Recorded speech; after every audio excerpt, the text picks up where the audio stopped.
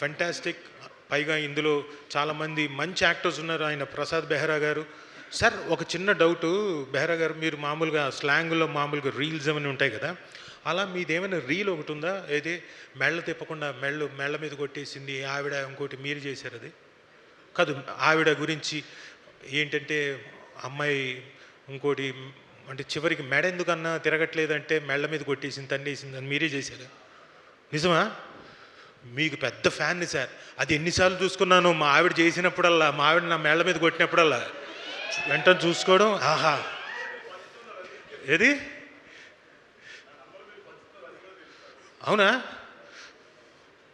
అలా అలా సీరియస్గా చూడకు ప్లీజ్. సో మంచి యాక్టర్స్ ఉన్నారు. యాంథనీ గారు దేంతోని కాదు యాంథనీ. సో ఇంతమంది మంచి యాక్టర్స్, ప్లస్ మా వీరయ్య గారు, అజయ్ ఘోష్ గారు. ఏంది స్వామి నువ్వు ఏదో చేసేటట్టుకున్నా మొత్తానికి